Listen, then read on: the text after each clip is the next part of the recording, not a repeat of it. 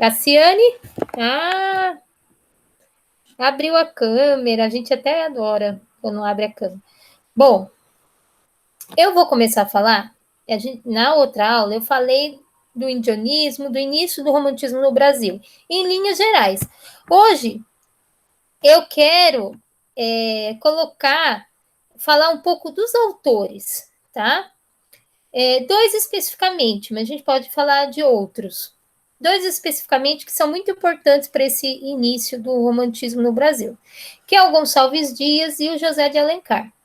Um na poesia e o outro na prosa, no romance. O José de Alencar, ele é tido inclusive como o criador do romance brasileiro, o início do romance brasileiro. Tá? Os dois são filhos, você está escutando agora? Tá? Então, os dois são casos de filhos de português com uma mulher mestiça, né? E que eles acabam saindo do Brasil, vão estudar fora. Geralmente, a elite, nessa época, no século XIX, mandava seus filhos, né, para estudar em Portugal.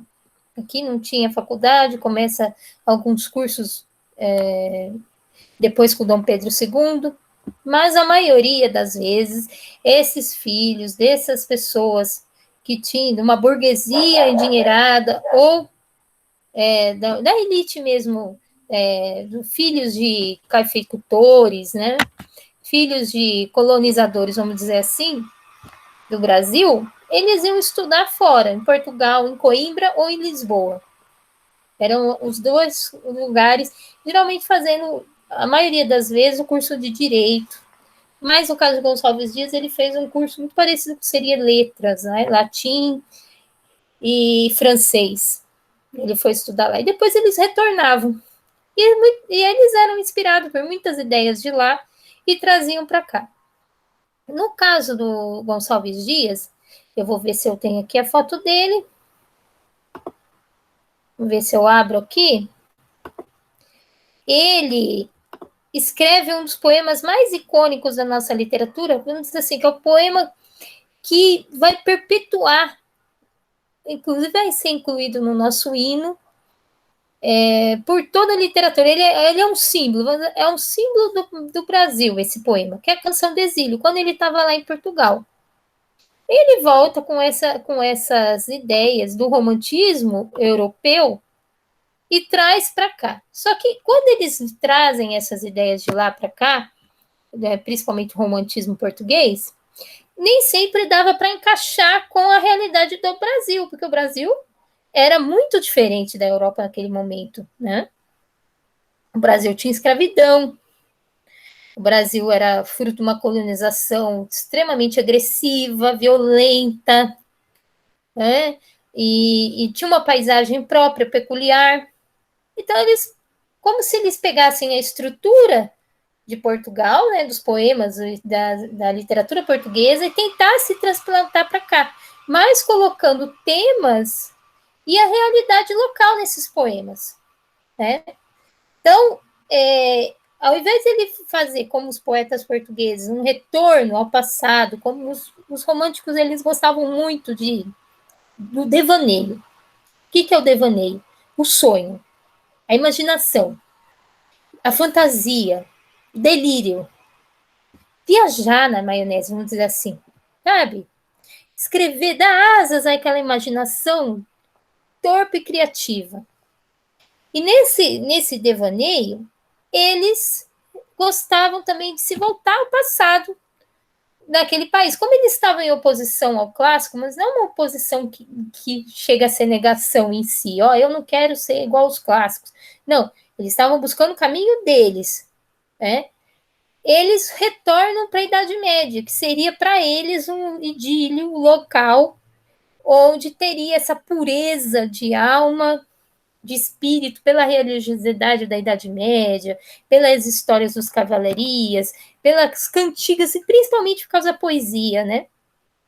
As cantigas de amor, de amigo da Idade Média, elas têm um ritmo, uma sonoridade, o tema do amor é muito presente, né? da servidão pelo amor, que é algo que os românticos se espelham bastante.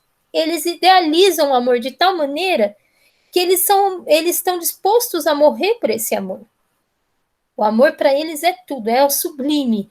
E geralmente esse amor não se realiza aqui na Terra, tá? Ele só vai se realizar depois da morte. Só será pleno no espírito. Ai, liga a câmera, é isso, ótimo. Seria bom. E aí eles trazem isso para cá. Só que aqui não teve Idade Média, então eles não vão retornar para a Idade Média. Aqui tinha essa questão de buscar uma identidade nacional, como eu disse na outra aula, que era muito importante, até para a independência da nossa literatura. Então eles se voltam para quê? Para temas, eles se voltam para o índio e se voltam para a paisagem, para a natureza. Que seria uma vantagem nossa, uma natureza que os europeus não teriam, né? E os índios como esse guerreiro, Cassiano, como esse cara guerreiro, você entendeu? Como um grande guerreiro que se integraria à natureza e estaria disposto a morrer para a criação desse país. O mais louco, assim, é que eles não tocam em assuntos muito polêmicos, assim. Eles tocam de maneira muito branda na questão da colonização indígena, do genocídio indígena que aconteceu. Essa parte triste da nossa história, eles não tocam com veemência, com criticidade. Olha, não. A crítica, às vezes, até existe, mas de maneira um pouco mais branda e sutil. Por exemplo, quando ele coloca o índio narrando a sua derrota, ou coloca pode falar, Giovana, coloca a melancolia tal na voz do índio, uma coisa de perda, de choro, pela guerra que aconteceu, pelo desastre que foi essa colonização para ele. Mas necessariamente eles não vão com veemência tocar nesse ponto. Por quê? Porque estavam buscando exaltar o Brasil, né?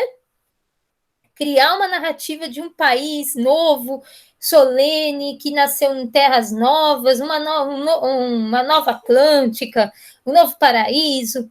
Eles iam falar de coisas ruins, dava a impressão que ia manchar toda essa idealização que eles estavam criando. E, inclusive, alguns autores dizem que eles se voltaram para a questão indígena, Giovana e Cassiane, para fugir da questão também da escravidão, que também era outra mancha. Opa! Olha como ela é bonita, como você é bonita, hein? Opa! É isso aí. É as duas aqui. Para fugir dessa questão de falar do negro, né? Para fugir de algo que assim que mancha até hoje a nossa história, que foi a escravidão. Isso também eles não tocam nesse ponto, tá? A procura mesmo é pela idealização, pela exaltação. Mas, de uma certa maneira, isso também foi importante. É porque eles idealizaram que eles também não colocaram, não teve a sua importância. Porque, de alguma forma, o índio, como figura, estava ali valorizado. Como personagem, né? Como um personagem fictício, sim. Mas estava sendo valorizado. O José de Alencar, por exemplo, procurou fazer uma etnografia nos seus romances de palavras indígenas que até então não eram incluídas na língua portuguesa. Não estavam incluídas, entendeu? De palavras do Tupi-Guarani, que não estavam incluídas na língua portuguesa, e também na nossa literatura também não se via essas palavras em tupi. Então, eu vou pegar aqui, por exemplo, ó, deixa eu ver, eu tenho uma dificuldade para apresentar as telas, sabe? apresentar agora, vamos ver aqui. Eu pegar as telas que eu estou aberta. Ai, meu Deus do céu. Demoro para. Ah, meus cachorros. Deixa eu pegar, fechar aqui para vocês. Peraí. Apresentar tela. A tela, ó. Não é a tela inteira. Se eu fui trabalhar? Não, eu tô afastada, gente. Eu tenho comorbidade.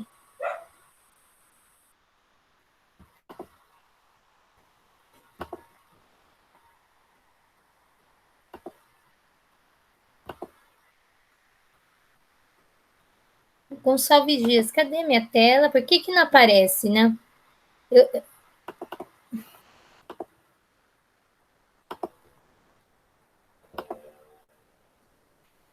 Agora vai. Acho que vai.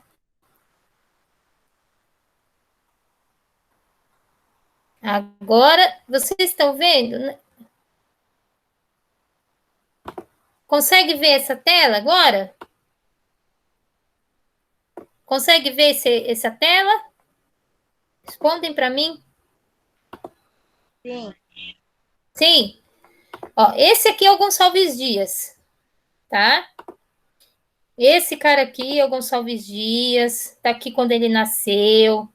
Aqui que ele nasceu em 10 de agosto de 23, em Caxias, no Maranhão, ele é maranhense, que seu pai era português e a sua mãe uma brasileira verdadeira, descendente de indígena e negra. E ele fala dessa mistura das raças também. Depois ele fala em um outro poema dele. Depois ele vai para Portugal, tal, estudar direito. Aqui, as características da poesia dele. Essa perspectiva indianista, o índio como personagem principal, o nacionalismo, que é a exaltação da pátria, né, enaltecimento, cor local. O que significa cor local? Colocar elementos da paisagem brasileira, da cultura. O índio, ele se transforma no herói, né?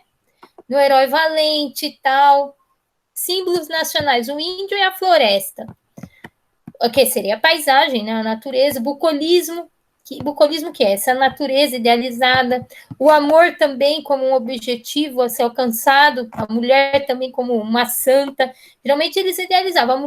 A mulher que eles queriam, a sua musa inspiradora, ela seria uma mulher não alcançável, né? Eles não conseguiriam chegar a essa mulher, porque essa mulher seria pura, virgem, inocente, seria nesse sentido uma mulher totalmente diferente de uma mulher real. Né? Aqui é a obra dele, né? Alguns poemas, eu vou pegar alguma aqui e vamos ler para a gente ver essa aqui. Essa canção do Tamoio, conseguem ver a canção do Tamoio? Está aparecendo no poema? Parece que a letrinha tá muito pequena. Deixa eu ver esse aumento. Aí? Deu certo? Melhorou. Sim, melhorou. Canção do Tamoio. Tamoio é uma tribo indígena que ficava no centro, no litoral, tá? É uma das tribos indígenas que habitavam o Brasil. Então, aqui o índio é visto como um guerreiro, né? Um guerreiro pronto para batalha, pronto para se entregar sem pestanejar. E o mais interessante do poema dele, que é diferente dos poemas clássicos, você vê que a métrica, ele não segue métrica. Que métrica? É tamanho dos versos, ó. Você pode olhar aqui, deixa eu ver se aqui eu mostro, ó. Aqui você pode olhar, o tamanho não é o mesmo, tá? Um verso menor, o outro maior, não tem segmento de métrica. E para os clássicos, uma das regras era seguir métrica, o tamanho tem que ser tudo igual, tudo certinho, matematicamente correto. Isso, os românticos, eles prezam pela liberdade de criação, tem que criar com bastante liberdade. Ele cria, ele mesmo fala que ele não seguia regra, ele criava. Tem alguém tentando entrar? Não. A Fran falou que daqui a pouco ela entra. Tá, ó, olha esse poema. Não chores, meus filhos, não chores, que a vida é luta renhida, viver é lutar. A vida é combate que os fracos abate, que os fortes, os bravos só podem exaltar. Ele tá falando é como o índio falando, né?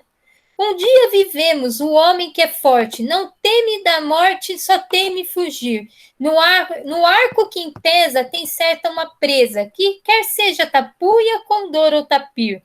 Tapuia é uma outra tribo indígena, né? E ele quer dizer que a vida é luta aqui. A vida dos indígenas, a vida deles é essa imagem que se tem aqui, né? que tinha essa exaltação do herói, da guerra entre eles, como uma honra, né? Vencer aquela outra tribo. Não teme a morte, só teme fugir. E você vê a sonoridade também é bastante forte. Rima aqui, ó, entesa, presa, forte, morte, fugir, tapir. O forte, o cobarde aqui é covarde, tá? Seus feitos inveja, de o ver na peleja garboso e feroz. Garboso é todo pomposo. Aí tem que também ter um dicionário, porque as palavras, a questão do vocabulário também é bem diferente do que nós usamos hoje. E às vezes, para ler um poema desse, precisa também do dicionário. De ver na peleja, na luta, né? Garboso é pomposo, todo arrumado, e feroz. E os tímidos velhos não grave conselho. Curvadas as frontes, escuta-lhe a voz. Domina-se, vive-se, morre e descansa. De seus na lembranças, na voz do porvir. Não cures da vida, sê bravo, sê forte. Não fujas da morte, que a morte há de vir. Quer dizer, o que adianta, né? Ele fala assim, é como se o importante é lutar, não importa se vai morrer, tá? Porque a morte vai vir de qualquer maneira na vida. Então, mais vale você morrer com honra, com luta, do que ser um covarde e morrer depois, só que sendo covarde, sendo se escondendo da vida, né? E pois que meu filho, meus brios reveste, tamoio nasceste, valente serás, ser duro guerreiro, robusto frangueiro, brasão dos tamoios na guerra e na paz.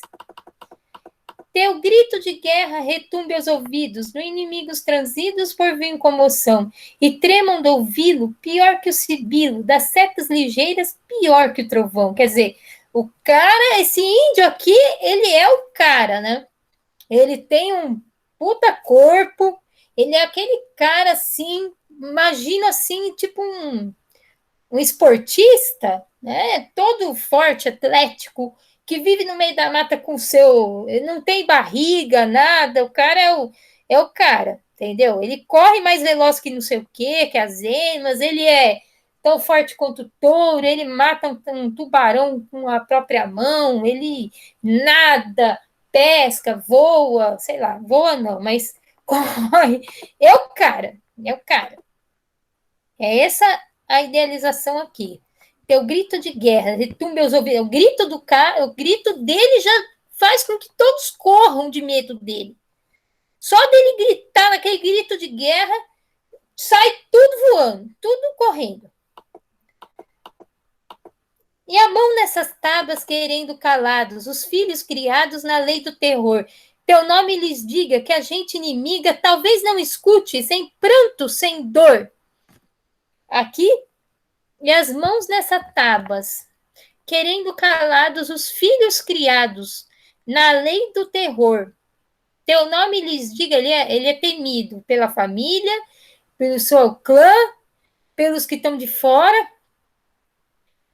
Tá, e o nome dele, só de falar no nome dele, desses índios, né, dessa tribo, que a gente inimiga talvez não escuta sem pranto, sem dor. Quer dizer, já causa temor, porque seria aqui o índio ele é idealizado, é engraçado, que ele, ao mesmo tempo que ele idealiza o índio como um cara forte, guerreiro, destemido, valente, o cara, né, de alguma maneira ele está dizendo que para outras famílias ou para outras tribos, ele é o terror, né?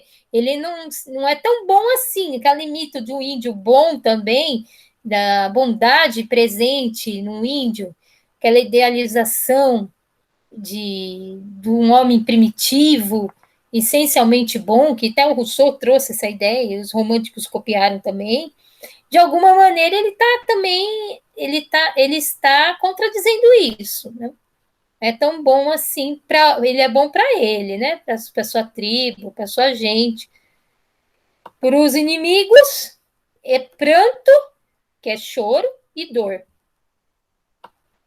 Porém, se a fortuna, traindo teus passos, te arroja nos laços do inimigo falaz, na última hora teus feitos memória, tranquilo nos gestos, impávido audaz. Aí vamos tentar ler aqui, tem palavras, ó.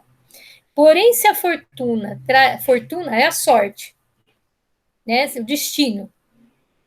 Traindo teus passos, te arroja nos laços do inimigo falar. Se de repente ele for capturado, né? Pelo inimigo.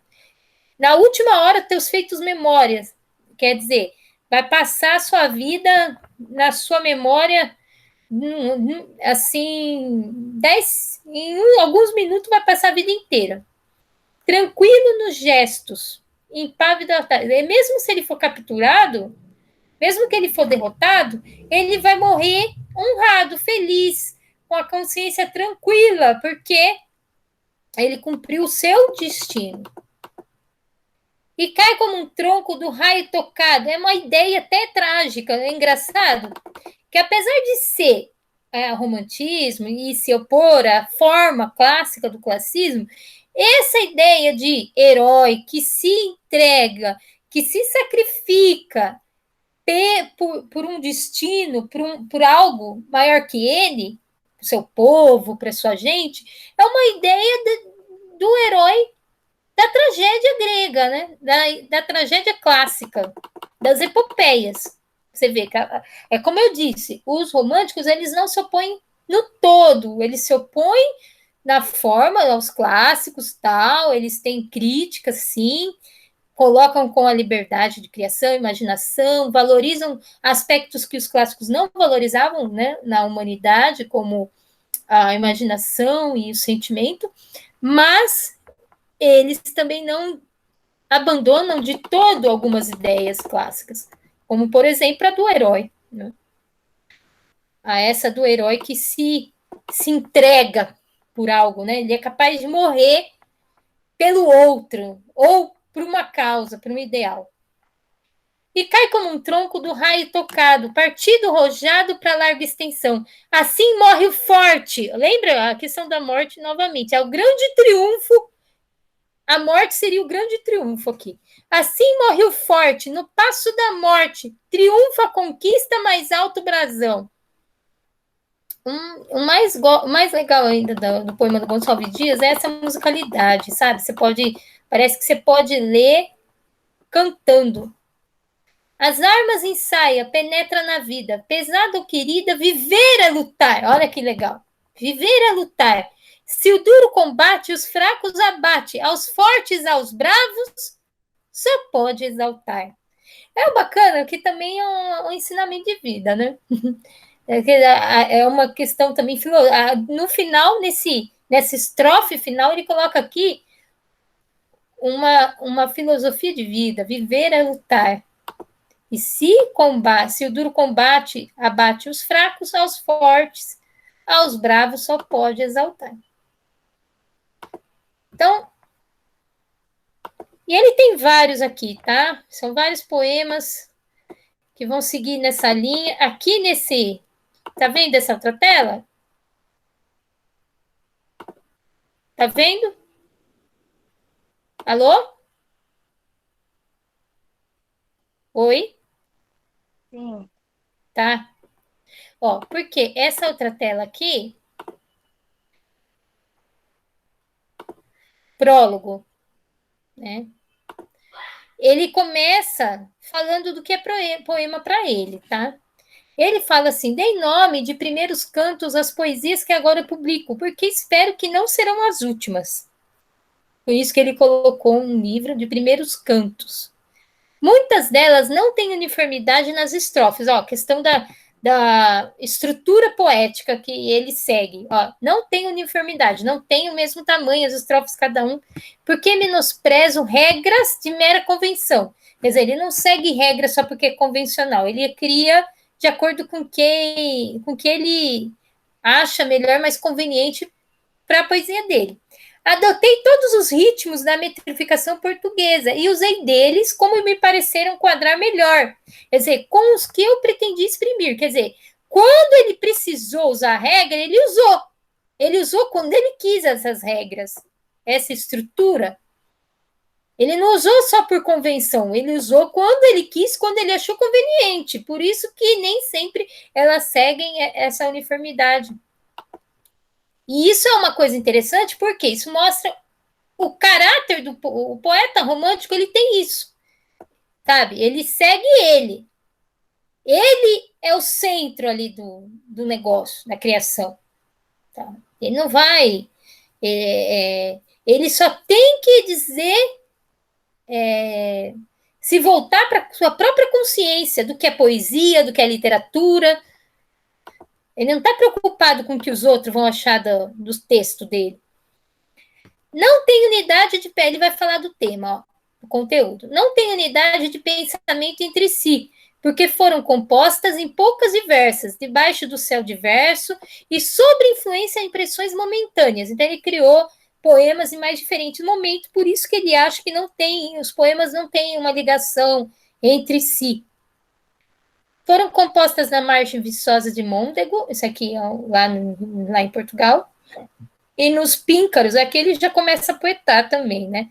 E nos píncaros enegrecidos de Gerê, no Douro e no Teia, são rios, tá? Nome de rios, píncaros é montanha aqui. Sobre as vagas do Atlântico, vagas, as ondas, né, o mar, e nas florestas virgens da América, que é as florestas brasileiras. E escrevias para mim, não para os outros, ó.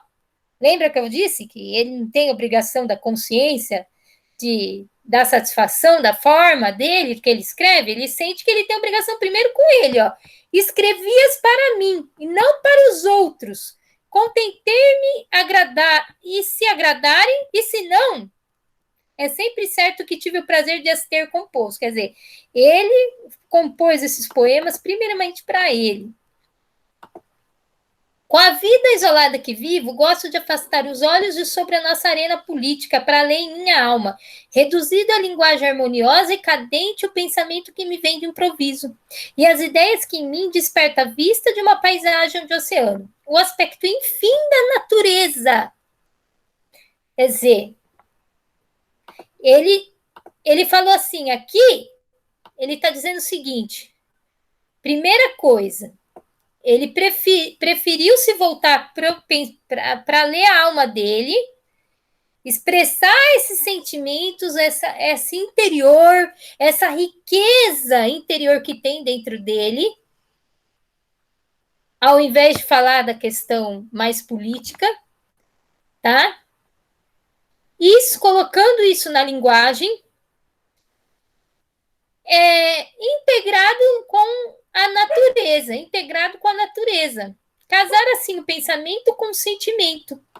Coisa que eu falei, ó, os românticos não querem só valorizar, eles não estão se opondo de frente com os clássicos, eles estão só apenas mostrando que o ser humano é muito mais do que a razão, que o ser humano é muito mais que a mente, é muito mais que a inteligência, que o aspecto racional.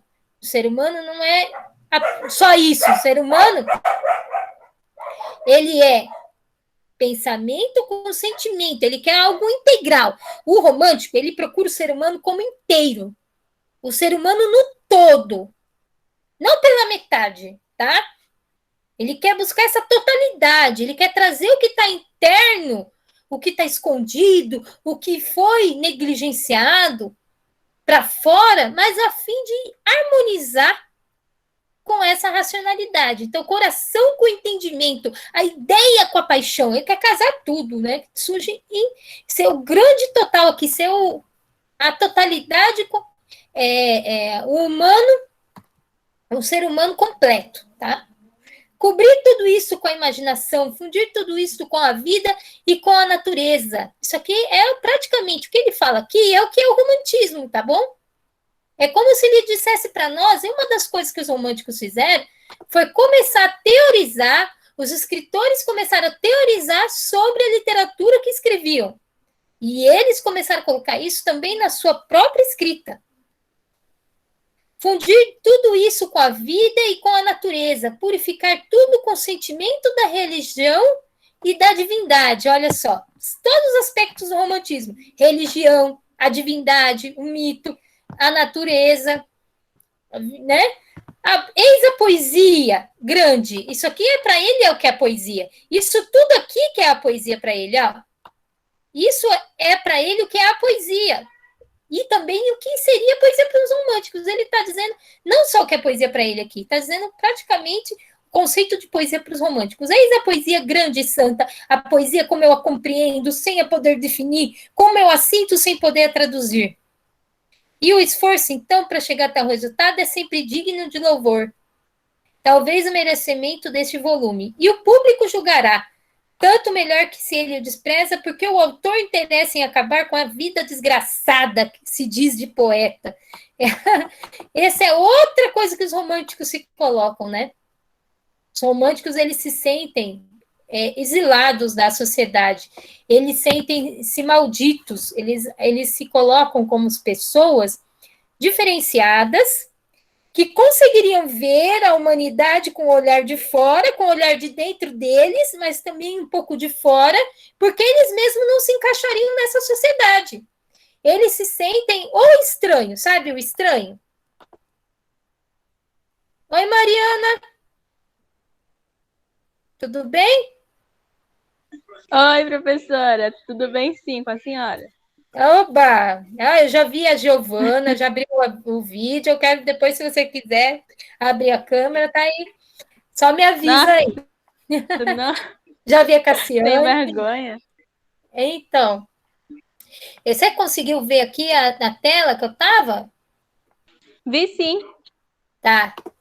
Então, aqui que eu estava falando, os românticos, eles se sentem desgraçados pela própria sociedade, porque eles teriam uma visão da sociedade, das pessoas, que as pessoas não conseguiriam enxergar. O escritor, o poeta, seria esse gênio criativo que não teria lugar nessa sociedade capitalista, selvagem, onde que as coisas não têm sentimento, onde as coisas são frias, e o poeta, o escritor, teria essa sensibilidade. E por ele ter essa sensibilidade, ele seria excluído praticamente da vida social, da vida pública. Por isso que eles geralmente se voltam para a morte, para temas hórridos, para o fantástico. Sabe, eu não sei se vocês gostam de história de terror, se vocês gostam de rock, vamos dizer assim, de coisas que tem esse aspecto, onde o personagem, ele se sente o estranho de tudo. Ele tenta se isolar de tudo e de todos, sabe? Eu na vida. Isso. Esse é o romântico. O romântico se sente assim. O escritor do romantismo, ele é assim. Ele acha que ele não tem lugar nessa sociedade, tá? Porque seria uma sociedade fria, calculista, que não teria esse sentimento todo, essa sensibilidade que ele tem. Não veria as coisas como ele vê, tá? E de alguma maneira, colocar os sentimentos dele na escrita é uma forma de denunciar essa insensibilidade, tá?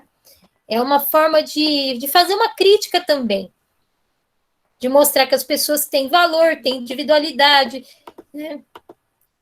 Essa poesia aqui, gente, é uma das poesias que eu acho que vocês já viram em algum lugar na vida de vocês. Porque essa poesia do Gonçalves Dias, depois, se torna quase um hino. Parte dela está no nosso hino. E depois, ela vai ser um poema que outros escritores vão tentar dialogar com ele, fazendo uma intertextualidade. Muitos poetas depois vão reescrever da sua maneira. Cada um vai ter a sua canção do exílio. Olha aqui. Minha terra tem palmeiras, onde canta o sabiá. Lembra que eu falei da valorização da natureza no aspecto romântico, né, no indianismo, nessa fase do romantismo? Aqui ele está falando do Brasil. Essa terra é o Brasil, é o seu país de origem. Ele não precisa dizer Brasil para falar do país. É aí que está uma das grandes belezas desse poema.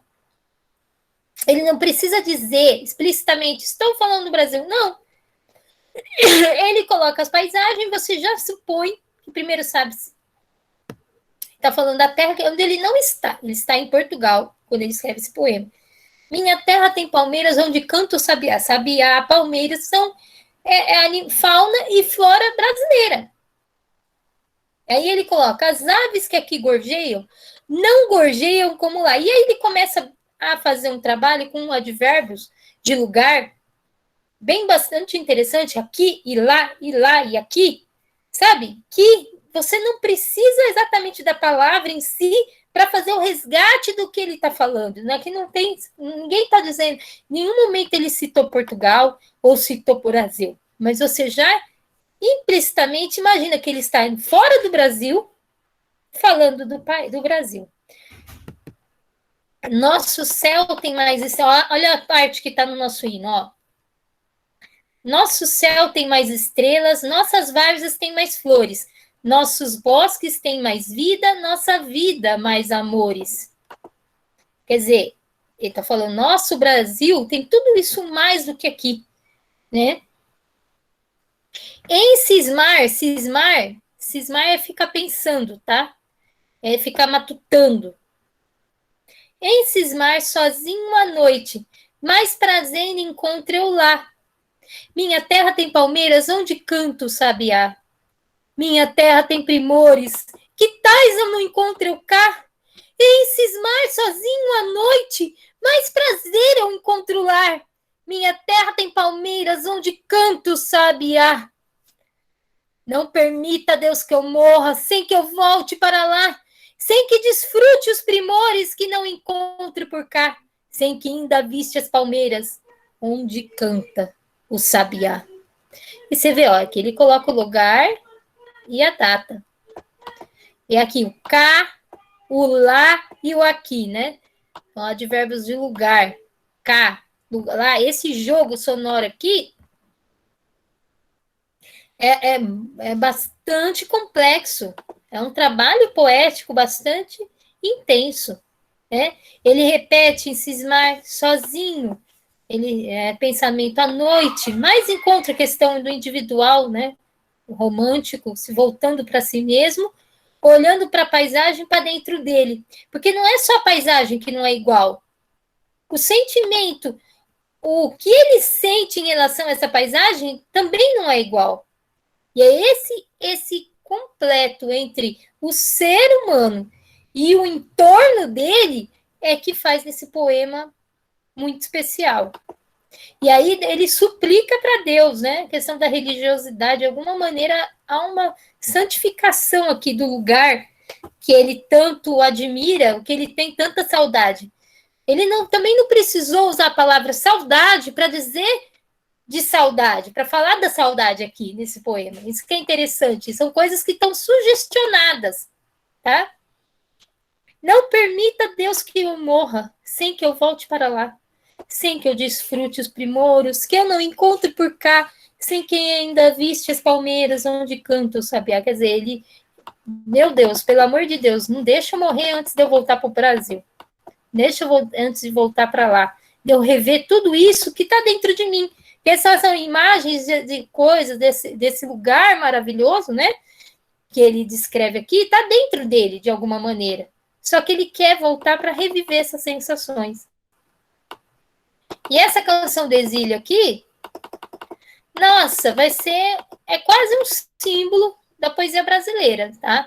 Eu vou mostrar aqui para vocês algumas outras canções de exílio, para vocês verem.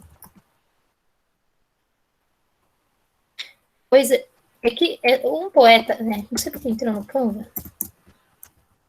Fico fazendo umas coisinhas, canção do exílio de José Paulo Paes, ó. Isso aqui já é. Ó, isso aqui já é uma inovação. Isso aqui é a canção de exílio facilitada. Vamos ver se abre. Ó. O José Paulo Paes é um poeta daqui da região, tá? Ele é de Taquaritinga. Olha só. Canção de exílio, dá para enxergar? Alô? Sim. Ó a canção de exílio facilitada. Lá, sabiá, papá, maná, sofá. Sinhá, cá, bá. Quer dizer, ele só colocou interjeições aqui. Canção de exílio, só pegou a última parte, vamos dizer assim. O sabiá, né? Que tá lá na outra. A figura da sinhá, que é a colonização. Maná, sofá. Sofá seria o lugar do poeta, né? Estaria sentado cismando à noite. Cá, bah! Nossa, é um jogo. Né? Esse é assim, agora tem outras. Mansão do Exílio, se você pôr vários aqui, você vai achar várias. Murilo Mendes. Eu vou pegar essas duas só para você ver como muitos poetas depois vão usar, vão fazer esse diálogo. Isso que é intertextualidade, tá? Intertextualidade é isso. Muitas vezes a gente pede para o aluno fazer esse tipo de leitura, esse diálogo de um texto com outro. Os textos dialogam entre si, eles conversam entre si. Canção do Exílio. Minha terra tem macieiras da Califórnia, onde cantam gaturanos de Veneza. Os poetas da minha terra são pretos que vivem em torre de ametista. Os sargentos do exército são monistas, cubistas. Os filósofos são polacos vendendo a prestações. A gente não pode dormir com os oradores e os pernilongos. Os sururus em família têm por testemunha Gioconda. Eu morro sufocado em terra estrangeira.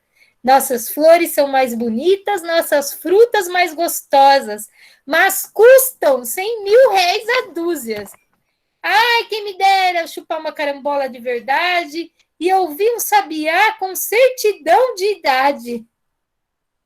Ele faz um diálogo, mas ele também faz críticas aqui, diferente de Gonçalves Dias, que é uma exaltação, né? É um poema, uma ode, é um hino, né? O poema do Gonçalves Dias é um hino ao Brasil. Aqui não, aqui ele tá fazendo ele está sendo um pouco mais crítico, falando do preço das frutas, que a coisa tá cara, que apesar dele gostar muito do Brasil, a coisa aqui não é fácil, que a coisa é meio louca, não é muito... não tem muita lógica nessa terra aqui, né? São pretos, né? Os poetas da minha terra são pretos que vivem em torres de ametista. Aqui ele está dizendo de um poeta brasileiro, que é do simbolismo, que é o Cruz e Souza. Ele está falando do Cruz e Souza aqui. Está fazendo também uma intertextualidade com o Cruz e Souza, porque o simbolismo esse Cruz e Souza. Uma das características do movimento dele diziam que esses poetas viviam em torres de ametista, né? Que se isolavam da sociedade tanto que criavam torres de marfim para si mesmo. Então, esse aqui é só para mostrar para vocês como depois esses poetas, eles dialogam com esse poema do Gonçalves Dias. Como o Gonçalves Dias depois vai ser um poeta importantíssimo para a nossa literatura como um todo, tá? Eu vou agora falar do José de Alencar. Aí tem outros poemas, eu posso mandar para vocês ir lendo, entender. Sabe, pelo menos para vocês sentirem um pouco como que é a poesia desse cara, tal, porque, como eu disse, é um poeta importante conhecer, que vai influenciar, inclusive, também a música, a nossa cultura, a nossa formação, tá? Ele traz coisas aqui que muitos autores depois vão repetir futuramente. Por isso que é importante conhecê-lo, tá? Agora vamos falar um pouquinho do José de Alencar, porque senão não vai dar tempo de falar. Aqui sumiu a minha negócio do José de Alencar, vou ter que colocar, tá?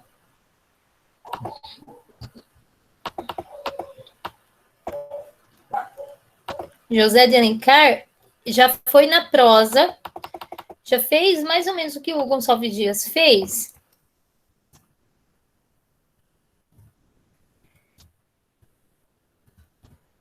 Ele fez na prosa, tá? José de Alencar viveu bastante, foi um cara da política brasileira. Aqui.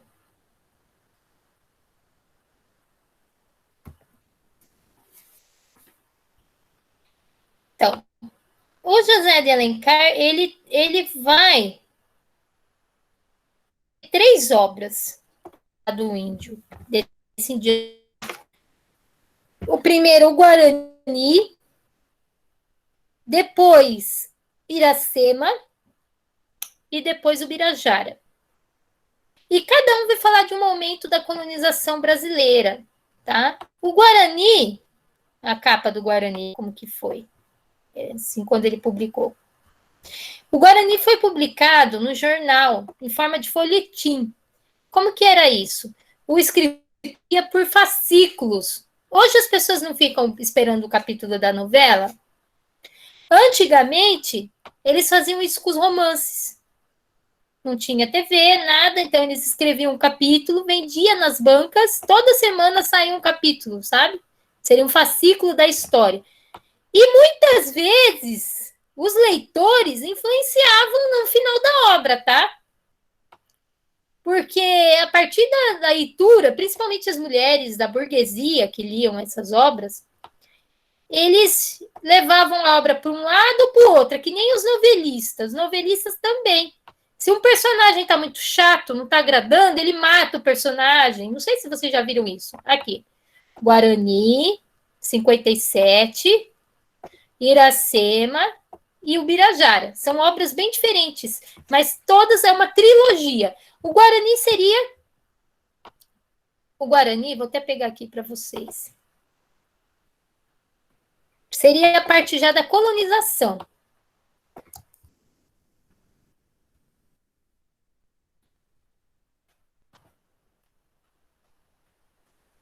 Cadê o Guarani? Imagens. Vou pegar uma imagem aqui primeiro. Tem até filme, tá? Seria a colonização. Já tá, o Brasil está sendo colonizado, mas existe toda uma idealização nessa colonização. Tá? Até esse aqui é o filme. Esse aqui é o filme, tem a Angélica, o Márcio Garcia, fizeram o filme do livro. Depois, se vocês quiserem assistir, vou tentar baixar, mandar o link. Tá? Tem uma figura interessante aqui. Bom. O que acontece? Aqui é um índio que ele está disposto a morrer pela sua senhora.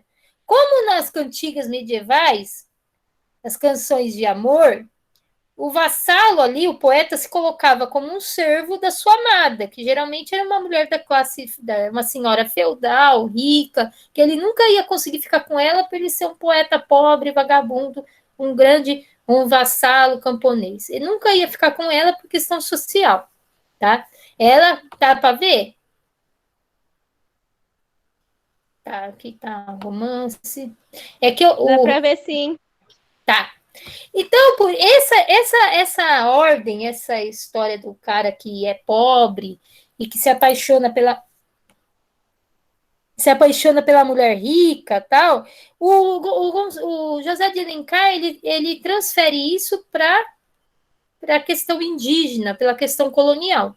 Aqui é um índio, Peri, que se apaixona por uma dona, filha de um fazendeiro chamado Ceci.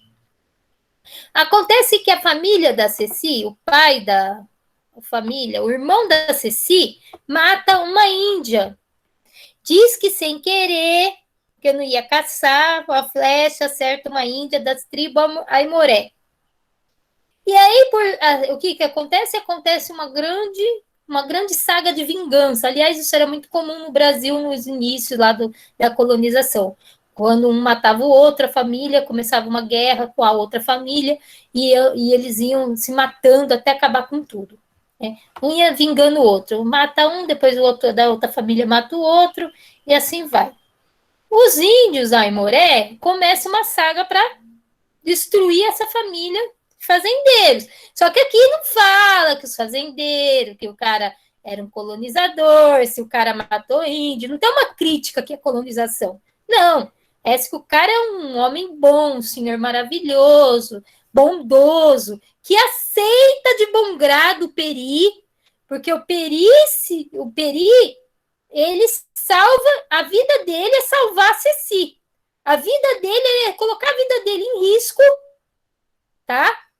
É se dispor a morrer por ela. Então, a cena que eles vão tentar matar a Ceci com arco e flecha enquanto ela tá tomando banho. Então, tem toda uma eroticidade, que o romantismo também traz isso, tá? Apesar dele idealizar a mulher, começa também uma mulher meio corporal. Apesar dela ser quase um sinônimo de anjo, mulher branca, loira, de olhos azuis, assim, aquela coisa, figura angelical, pura, meiga, inocente, ali ela está tomando banho. Então já tem uma erotização de parte de fundo. E os caras vão tentar matar ela, ele pega e mata, e ele enxerga que vão tentar matar ela antes, e ele mata esses índios que queriam matá-la. Tá? Depois eles começam a armar uma cilada para tentar cercar a casa do fazendeiro e matar todo mundo, esses índios amoré. E o Peri, ele intercede, ele descobre e vai... Porque aquele é o guerreiro, ele é o herói. Ele vai salvar a família toda, ele vai lá falar com o Antônio, ele vai pedir, vai conversar, e o Antônio vai falar para ele, então é melhor você se catequizar, se batizar, né? A colonização, batismo dos índios como se fosse algo pueril, como se fosse algo que os índios se dispuseram a ser cristão, ele que quis. É uma romantização de alguma forma absurda, né? Chega a ser até um pouco irreal. Mas não deixa de ser um livro bonito. Apesar de não ser crítico com a colonização, não deixa de ser uma história bonita, uma história, um romance bonito. E no final a casa pega fogo com tudo. O Peri quase morre, quase se mata por ela, ele vai tomar um veneno. Olha a ideia dele, pensa assim, os aimorés, eles precisam... Eles comem carne humana, então eles vão querer me comer, porque eu sou o inimigo deles. Os antropofagia era isso, geralmente era comer a carne do inimigo para pegar a força dele, não era porque gostavam de comer gente, mas sim porque na ideia deles, isso era um ritual para você tomar a força, toda a vitalidade daquele inimigo para si. Então ele pensa assim, eu vou estar envenenado e eles vão todos morrer envenenados também. Eles vão morrer tudo envenenado. Só que aí ela intercede, ela descobre, ela pede, pelo amor de Deus, para ele não fazer isso. Ele vai lá e se cura com as ervas, aí toda a questão da natureza, curando, entra como elemento mágico, acaba salvando o herói, né? E no final os dois fogem juntos numa canoa na beira do rio. Entre aspas, a gente não sabe se ele fugir, se os dois vão viver juntos, né? Eles dão o beijo, o primeiro beijo deles é o momento final da história. Porque ela acaba também se apaixonando por ele. Assim, eu estou falando um resumo, porque a gente não sabe até que ponto ele ia mesmo viver, ou se a intromissão das pessoas que estavam lendo o romance fascículo fizeram ter esse final feliz. De repente, o autor José de Alencar ia matar todo mundo, como Shakespeare.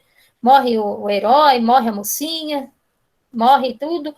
E como ele ia morrer envenenado, né? Como são os amores Romeu e Julieta, também tem a questão do veneno, e também tem uma parte aqui de Romeu e Julieta, de alguma maneira, porque são dois mundos diferentes que se encontram, né? Duas famílias totalmente diferentes, ele indígena, ela branca.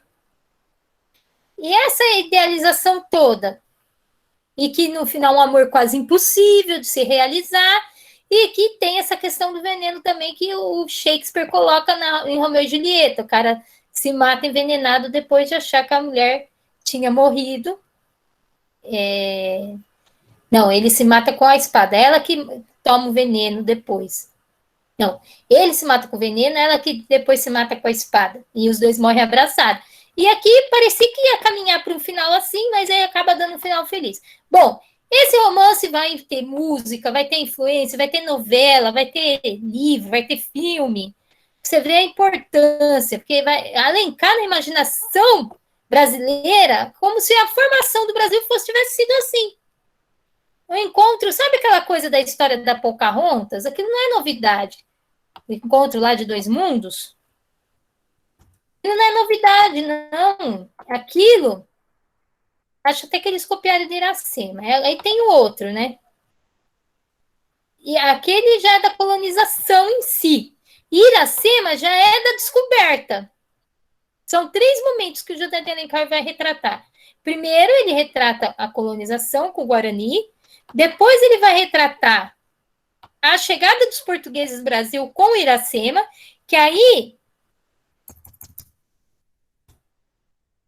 não aí não tem uma Iracema e Martir. Deixa eu ver se tem o Martir. Aqui, olha. Iracema já é a história da chegada mesmo. Aqui ainda não tem fazenda. Aqui é o momento da descoberta do Brasil, tá?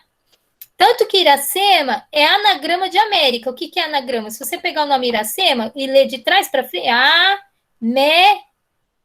Se você misturar as letras aqui, você tem a palavra América.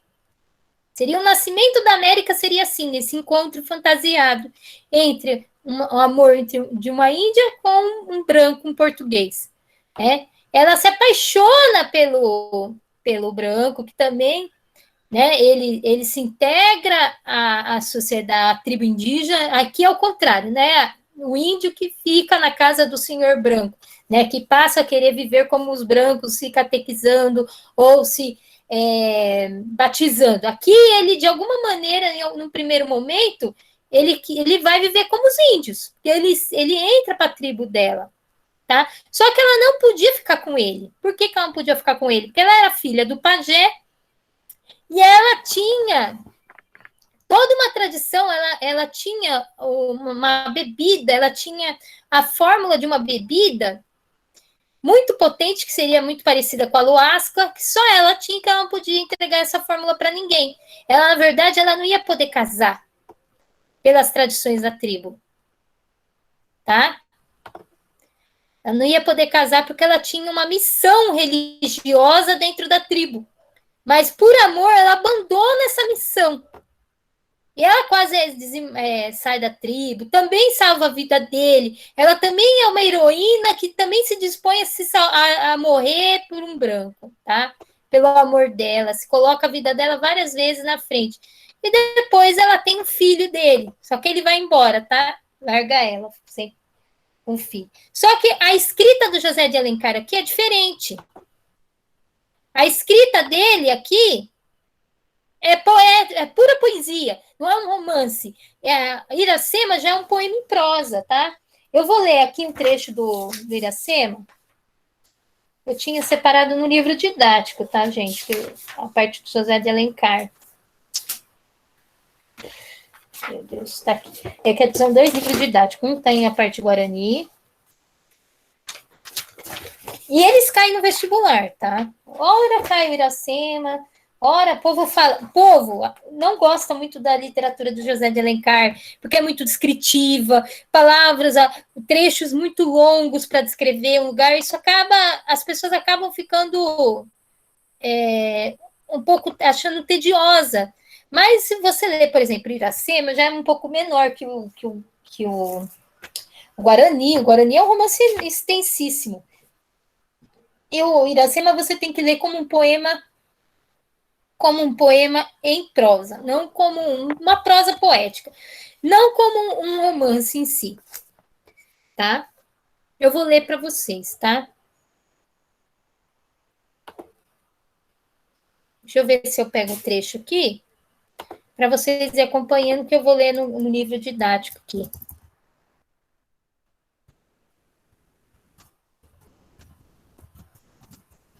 E tem todo esse resgate, viu, do vocabulário indígena, que eu acho bastante importante. Aqui, PDF. Posso ler aqui também, é o mesmo que está aqui no meu livro, Iracema. É muito bonito. Depois a gente pode até ler também o prólogo dele. Os românticos foram os primeiros que começaram a teorizar sobre a poesia que eles escreviam. A falar por que eles escreviam daquela maneira, tá? Aqui no início ele começa a descrever a paisagem, tá? Você vê que até parece um poema mesmo.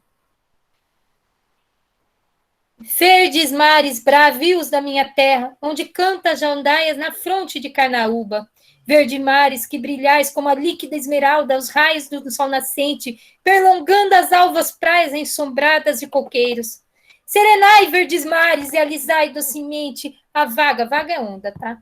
A vaga impetuosa para que o barco aventureiro manso resvale a flor das águas. Olha que imagem, nossa. Você tem que até parar para poder entender que imagem que é essa, né? Onde vai a folta jangada que deixa rápida a costa cearense, aberta ao frescor terral a grande vela? Onde vai, como branca Cione, buscando o rochedo pátrio nas solidões do oceano? Então você tem que imaginar aqui, ó, Brasil 1500, né? Nessa faixa aqui, o Iracema é nessa época. O Guarani é 100 anos depois, 1600. Você imaginar esse Brasil aqui praticamente desbravado, a mata toda, assim, né? Uma coisa assim, entre aspas, primeira, né? Primitiva. Um jovem guerreiro cuja tez branca não cora o sangue americano, quer dizer, o português. Uma criança e um rafeiro que viram a luz no berço das florestas e brincam irmãos, filhos ambos da mesma terra selvagem. A lufada interminente traz à praia, lufada é luz, tá? Um eco vibrante que ressoa entre o barulho das vagas. Então, ao mesmo tempo que ele traz o vocabulário tupi aqui, ele também traz um vocabulário bastante rebuscado da língua portuguesa. Iracema! O moço guerreiro encostado ao mastro leva os olhos presos na sombra fugitiva da terra, a espaços o olhar empanado por tena lágrima. Cai sobre o giral, onde folgam duas inocentes criaturas, companheiras do seu infortúnio. Nesse momento, o lábio arranca da alma um agro sorriso. Que deixara ele na terra do exílio? Na terra do exílio seria a terra de Portugal. Então, refresca o vento, né? Tem toda a paisagem, mas é esse trecho aqui que eu queria te mostrar. Vou mostrar a parte mesmo, né? Aqui. Essa parte aqui. Olha, aqui é a descrição da Iracema. Ali é a descrição do encontro dele chegando na praia, dele chegando no Brasil, né? A primeira visão dele com o país. Muito além daquela serra que ainda azula no horizonte, nasceu Iracema. Iracema, a virgem dos lábios de mel, que tinha os cabelos mais negros que as asas da graúna, é uma ave aqui, tá? E mais longos que seu talhe de palmeira. O favo do jati era doce como seu sorriso. Ela é a própria natureza, gente. O corpo dela e a natureza brasileira é uma coisa só. Nem a baunilha recendia no bosque como seu hálito perfumado. Baunilha é uma coisa portuguesa. Ele está comparando, né, uma essência, um alimento trazido pelos portugueses. Ele traz aqui, ele compara com o hálito dela. Mais rápido que a corça selvagem, a morena virgem corria o sertão e as matas do Ipu, onde campeavam suas guerreiras tribos da grande nação tabajara. O pé, grácil e nu, mal roçando, alisava apenas a verde pelúcia que vestia a terra como as primeiras águas. É quase uma Pocahontas aqui. Na verdade, a Pocahontas é uma cópia mal feita da Iracema, tá, gente? Um dia pino do sol, ela repousava em um claro da floresta, banhava-lhe o corpo e a sombra. Ela estava tomando banho, essa coisa do banho, essa erotização de longe aqui do corpo feminino. Ela era guerreira, se misturava à natureza, mas ela estava nua aqui, tomando seu banhinho. Banhava-lhe o corpo a sombra da iticica, mais fresca do que o orvalho da noite. Os ramos da cássia silvestre esparziam flores sobre úmidos cabelos. Ela tinha o cheiro da natureza, o cabelo se mistura. Ela parecia com as aves, com as flores, com tudo ela se misturava com o ambiente. Escondido na folhagem, os pássaros amigavam o canto. Iracema saiu do banho. Sabe aquela cena que acho que na Pocahontas tem, vão atirar no Martir eu acho que é ela que vai atirar no Martir, não, no herói lá, que ela gosta lá da Pocahontas, ela vai atirar com a flecha, né? Ela também tá tomando banho. É bem parecido. Para mim, o cara que a Disney leu esse livro para poder fazer aquele desenho. Sempre achei isso. Iracema saiu do banho. O afojar da água ainda roreja, como a doce mangaba que coroou em manhã de chuva. Enquanto repousa em pluma de penas da guará as flechas do seu arco e conserta com sabiá da mata pousado no galho próximo. O canto agreste. A graciosa ará, outra palavra indígena. Jati, aqui tem, ó. Jati, afojar, guará, são palavras indígenas. Sua companheira e amiga brinca junto dela, às vezes sob o ramo das árvores e de lá chama a virgem pelo nome. Outras remexe o uru da palha matizada, onde traz a selvagem seu perfume, os alvos frios do crautá, outra palavra indígena aqui. Crautá, ará é arara.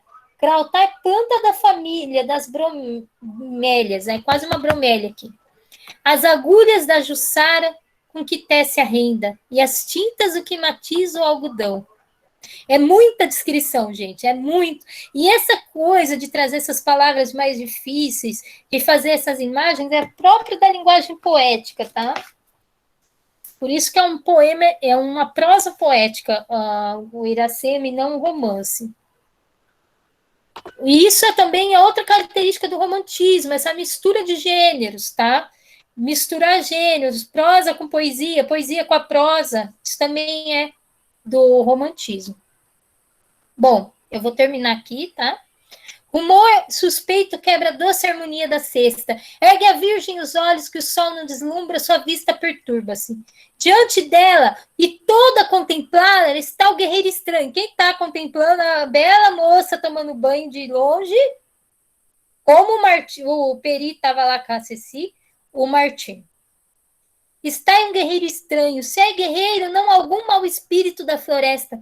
Tem nas faces o branco das areias que bordam o mar, nos olhos o azul triste das águas profundas. Isso aqui é a descrição poética, né, do português. O branco das areias que bordam o mar e nos olhos o azul triste das águas profundas.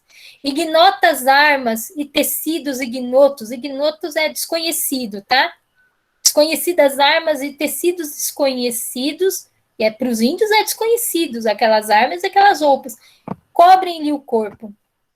Foi rápido como olhar o gesto de Iracema. A Iracema tentou matar ele, igual na Pocahontas. A flecha embebida no arco partiu. Gotas de sangue borbulhavam na face do desconhecido. De primeiro ímpeto, a mão lesta caiu sobre a cruz da espada, mas logo sorriu. O moço guerreiro aprendeu na religião da sua mãe, onde a mulher é símbolo da ternura e amor. Olha que a visão de mulher romântica aqui, ó. Também cristã, né? Símbolo da ternura e amor. Sofreu mais da alma do que da ferida. Ele sofreu pelo fato não dela ter ferido ele com a flecha, mas dela ter tentado ferir ele. Né? Para ele não seria algo de uma mulher. A mulher não teria esse comportamento. Mas ela é uma guerreira, né? Uma mulher diferente. O sentimento que ele pôs nos olhos e no rosto, não sei eu, porém a virgem lançou a si o arco e a iraçaba, outra palavra indígena, e correu para o guerreiro, sentida da mágoa que causara. Em vez de sentir por causa da ferida, ela sentiu a mágoa dele, né? A mão que rápida ferida estancou mais rápido e compassivo o sangue que gotejava. E ela foi lá limpar a ferida que ela fez, né? Ela tinha ferido ele com a flecha, e depois ela foi lá limpar. Ela sentiu que magoou o cara, que o cara não era da paz, porque ele não atacou ela em seguida. Depois Iracema quebrou a flecha homicida, deu a haste ao desconhecido, guardando consigo a ponta farpada. E aí ele falou, quebra comigo a flecha da paz? E ela respondeu, quem te ensinou, guerreiro branco? A linguagem dos meus irmãos? De onde viestes essa canasta que nunca viram outro guerreiro como tu? Bom, e aí ele continua falando, vim de longe, filha da floresta, venho das terras que teus irmãos já possuíram, e hoje tenho os meus. Bem-vindo seja estrangeiro. Parece esse é o encontro na mente do José de Alencar. Aqui está a idealização do novo mundo, do encontro dos dois mundos, tá? Foi quase na paz. No final, o amor venceu a guerra. No final, o amor vence as diferenças aqui. Então, pessoal. Alô? Oi. Oi. Então, eu mostrei, trouxe esses dois trechos aqui, para mostrar como que eles colocaram essa questão do indianismo na obra, como que eles integraram isso na linguagem, no texto, nas descrições, nas palavras, no vocabulário, tá? Como que eles tinham essa idealização do Brasil, como de alguma forma isso foi importante para a criação de um mito nacional, de alguma maneira isso passou para nós. A gente tem a ideia de que, de alguma forma, que esse encontro entre portugueses e índios foi assim, na maior perfeita paz, não foi de tanta paz, teve um desencontro aí, no final ficou tudo bem, e o amor venceu tudo, e teve esse lindo encontro entre dois mundos diferentes. E nem sempre foi assim, em partes pode ter sido, porque muitos realmente, para os indígenas realmente recebiam de portas abertas essas pessoas que vinham. Eles vinham para o Brasil esfomeados. Os portugueses que chegavam aqui, eles chegavam bonitos, chegavam guerreiros, parece que chega, nossa, todo cara chega perfumado, com uma roupa, nossa, parece o Tom Cruise. Não, eles chegavam aqui parecendo uns mendigos, tá? Todo maltrapilho, esfomeado, sem os que chegavam já eram sobreviventes, porque as condições de vida nos barcos, nas caravelas, eram péssimas, eram horríveis, não tinha nada de idealização. Eles viviam em meio a ratos, nojo era bem nojento, não tinham água, a água era insalubre. É assim, quem conseguia sobreviver chegava aqui praticamente pedindo ajuda, pedindo a ele, falando, meu Deus, salva. E os índios acabavam abraçando essas pessoas e dando comida, dando casa, alguns chegavam a morar. Realmente, nós tivemos no Brasil, tem uma história um pouco parecida de um caso de um colonizador desses, né? De uma índia que se apaixona, tem até o nome dela, então eu vou pegar aqui, e ela vai com ele embora, depois quando eles casam, eles têm filhos, as Zé que são os primeiros brasileiros, ela vai embora com ele depois, ela foi a primeira índia a ir para a Europa, sabe? Mas nem sempre teve essa coisa do amor aqui, esse encontro entre dois mundos, essa idealização toda, né? Nós tivemos também genocídio, nós tivemos mortes, nós tivemos guerras, traição, né, de parte desses colonizadores com os índios que acolheram. Então, porém, essa imagem bonita, poética, que esses escritores procuraram fixar nos seus livros, de alguma maneira passou, porque ainda tem essa crença de que foi assim, né? Uma Pocahontas da vida, assim, esse espasmo, assim, chegou para o outro, olhou e falou, meu Deus, eu preciso de você, você de mim, somos dois mundos diferentes, estamos aqui, vamos viver um grande amor. Nem sempre foram assim, né?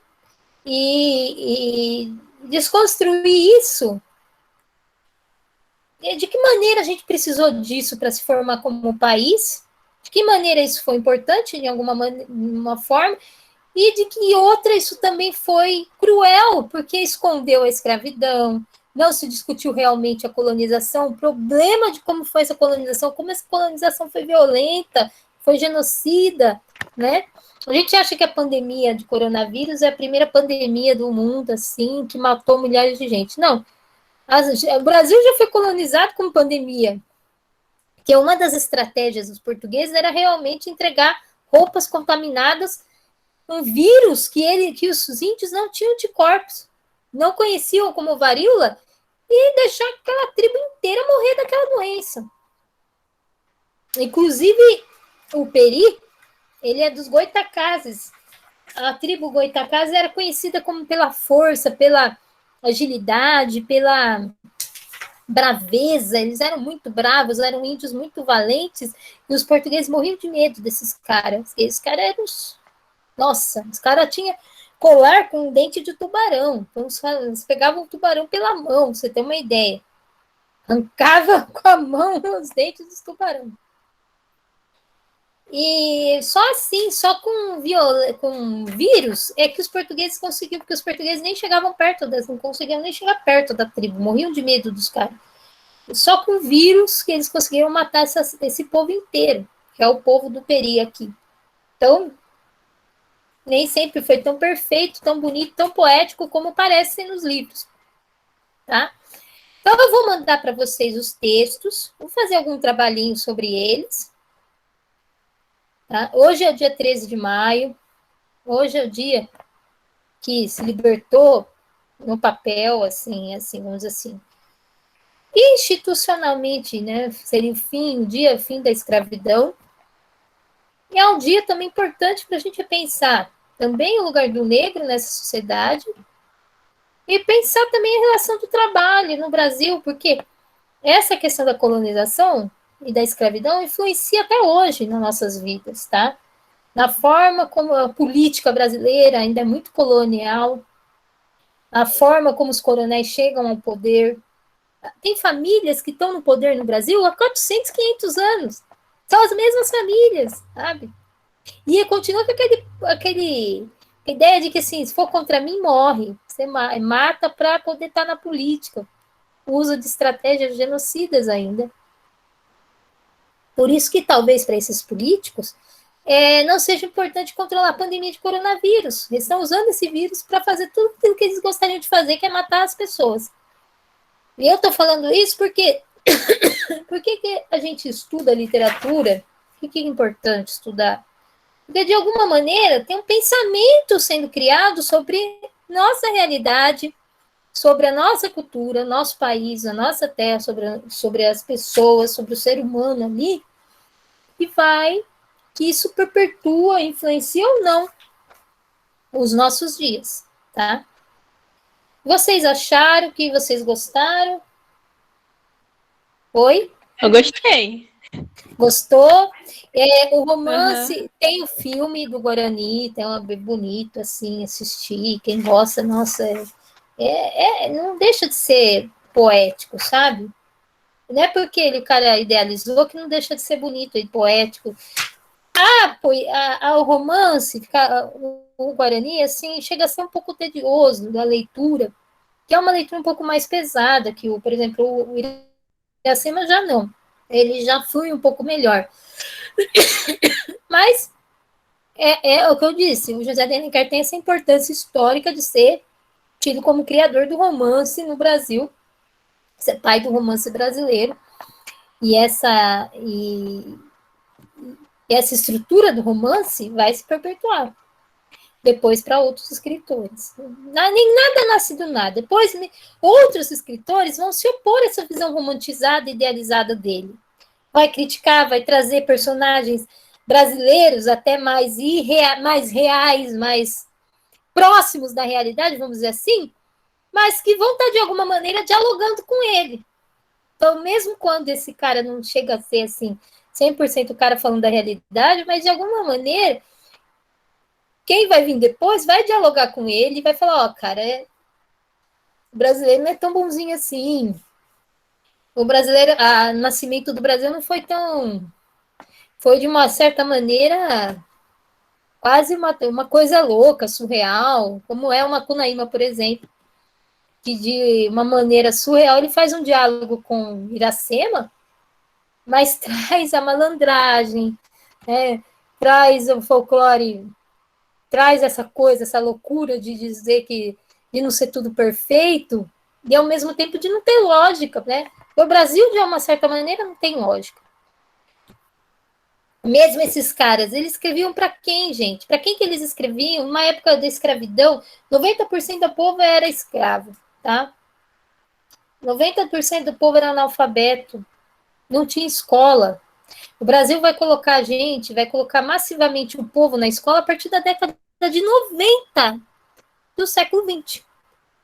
Então, eles escrevem para algumas pessoas que tinham direito, que eram essas pessoas, geralmente da elite, que tinham acesso à escola, acesso à literatura, à escrita, né? O que o grande povo não tinha. E falar de um país que não existia, que assim, estava nascendo. Então, é uma loucura mesmo, uma coisa meio surreal. Criar uma literatura aqui para um país que não tinha público, praticamente.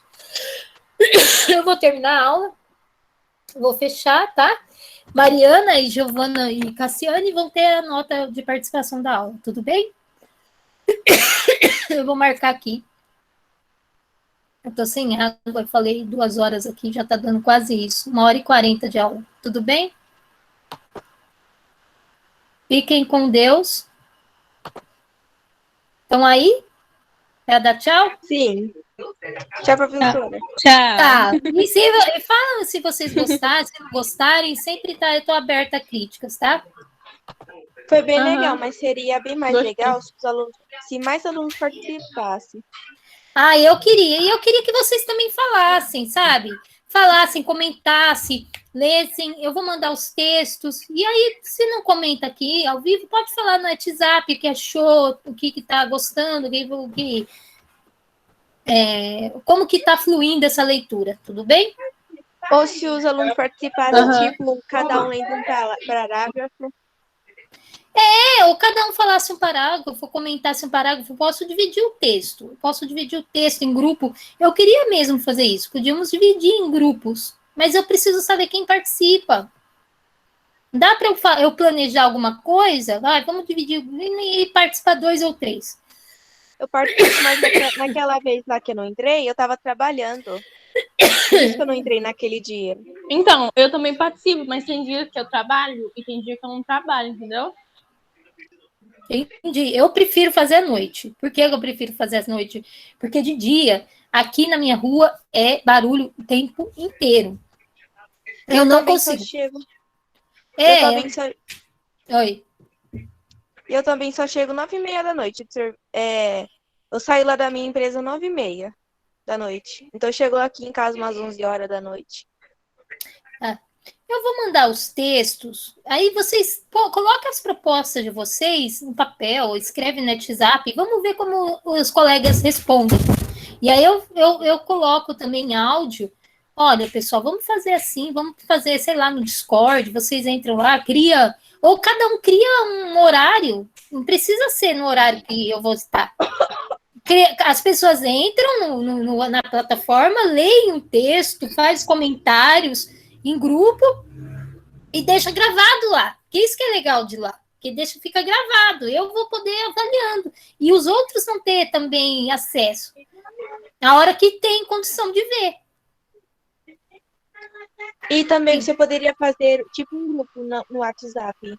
Porque assim não ficava tudo misturado com a matéria de biologia, história ou matemática.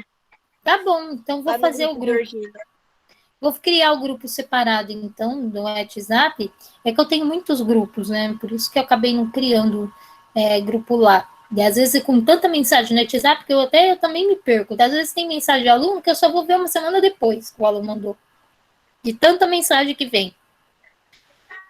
Então, eu crio o grupo e vocês coloquem lá. Eu vou mandar os textos, vou colocar também no Discord. Então, tem 3 plataformas. Então, tem o grupo no Fica mais WhatsApp. organizadinho com um grupo só nosso da sala de português, sabe?